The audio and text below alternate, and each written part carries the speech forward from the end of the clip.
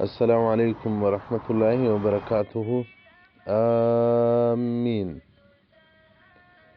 د رسول الله صلی الله علیه وسلم بارک څخه روایت دی، یو صحابي چې وائل بن حجر نومیږي، او وايي کوم وخت چې رسول الله صلی الله علیه وسلم په لمانځه کې د الحمدلله څخه فارغ سو، قال آمین 3 مرات، 3 واره رسول الله صلی الله علیه وسلم امین ووایو، آمین آمین آمین. او دغه رنګه د بهراتن مبارک څخه روایت چې ان رسول الله صلی الله علیه وسلم چې رسول الله صلی الله علیه وسلم ویلي دي د امن الامام، هر وخت چې امام مولا امین وایي تاسو هم امین ورسره وایاست. فانه من وافقت امینه تامین الملائکه، ستاسو امین د ملائکو د امین سره برابر سو، غفر له ما تقدم من ذنبه، مخکې ګناهونه چې څه انسان کړي دي هغه ورمعافوي. نو امین د الحمدلله څخه بعد چې ولا الضالین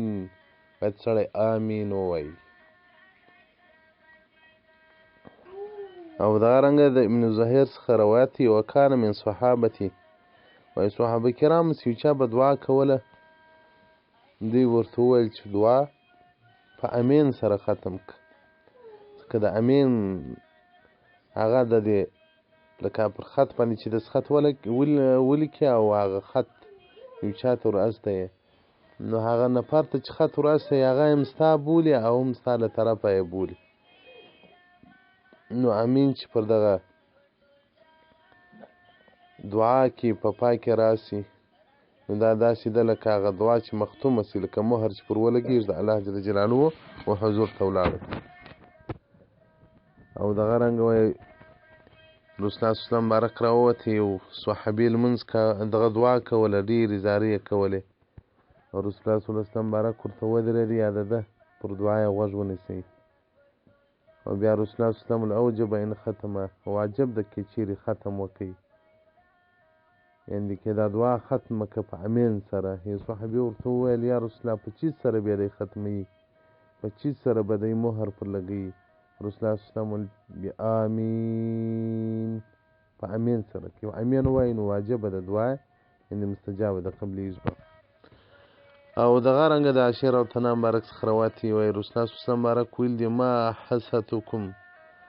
حسدتکم، هیڅ حسد د تا سره یو دونه ډېر نه کوي لکه پر سلام او پر امین باندې، چې تاسې سلامونه اچوئ او امین ډېر وایاست. او دغه رنګ رسول الله صلی الله علیه وسلم فاکثروا من قول امین، تاسې امین ډېر وایاست. یهود له تا سره پر هیڅ دونه حسد او کین نه کوي لکه پر امین باندې. او دغه رنګه د عبدالله بن عباس رضی مبارک څخه روایت دی، او دغه رنګه د بهراتن مبارک څخه روایت دی، رسول الله صلی الله علیه وسلم مبارک ویل چې ان اليهود قوم حسدون، یهود یو قوم دی ډېر حسد کوونکي دي، ډېر حسد کوي تاسو باندې، پر 3 شانو دي ډېر حسد کوي.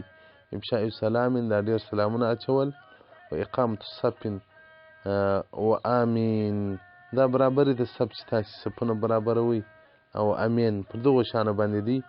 ډېر حسد او ډېر او کین و بغض کوي. او دغه رنګه د انس رضی الله عنه مبارک څخه روایت دی، وایي رسول الله صلی الله علیه وسلم اعطیت 3 خصال، 3 شیان راکول سوي دي ماته او زما امت. اعطیت صلاة فی الصفوف، لمونځ راکړول سوی دی په صفوفو کې، یعنې صفونه لکه امت چې جومات ودروي. او رسول الله صلی الله علیه وسلم اعطیت السلام، الله جل جلاله سلام راکړی ده، وهو تحیة اهل الجنه، دا د جنتیانو تحفه ده. او رسول الله صلی الله علیه وسلم اعطیت امین، امین الله جل جلاله راکړی ده. ولم یعطها احد ممن کان قبلکم، له تاسو څخه مخکې هېڅ امت ته الله نه دی ورکړی ما سوی د هارون او د موسی علیه السلام. دغو دوه هغه چې نبیان و الله دغه صفتونه ورکړي دي،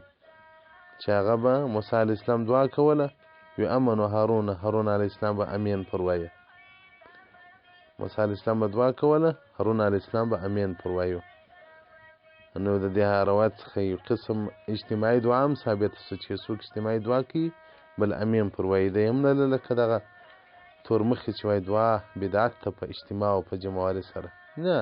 جمعوالي دعا هر وخت چې باید سړی کوي څه مشکل نه لري مستحب و سنت طریقه ده او دغه رنګه روایت کې راځي رسول الله صلی الله علیه وسلم درې خلک پر دعا نه سره جمع کېږي چې یو دعا کوي نور امین پر وایي بلکې الله به قبلوي او رسول الله صلی الله علیه وسلم وایي دغه دعا کوونکی و امین ویونکی دا دواړه سره شرکان دي یعنې په ثواب کې هم شرکان دي په هر څه کې سره شرکان دي او دغه رنګه د ابوهريره تنو مبارک څخه روایت وی قال رسول الله صلی الله علیه وسلم آمین خاتم رب العالمین د امین دا ختم دی مهر دی د الله جل جلاله پر ژبه د مؤمنانو باندې نو څوک چې پر خپل امر او پر خپل قول باندې دسخط وکړي هغه به عملي کېږي نو چې انسان دعا وکړي الله جل جلاله د لاس پورته کې امین کې ووایي نو دا د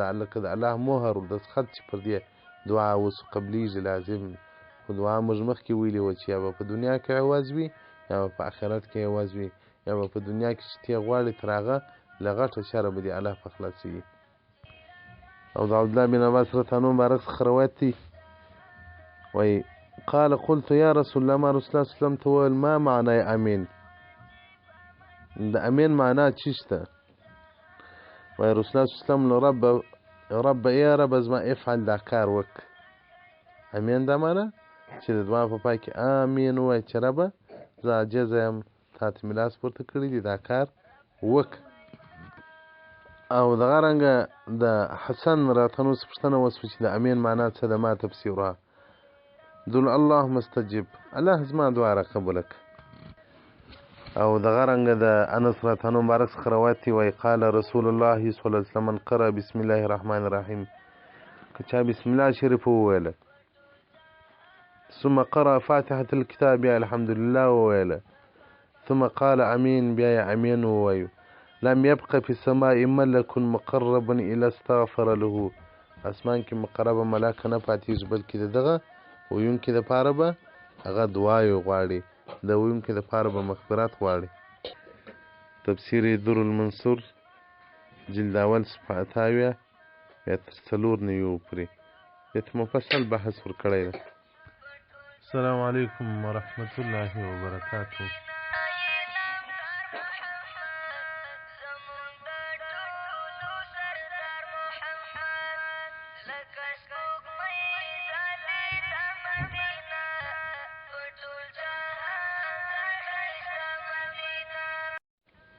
السلام علیکم ورحمة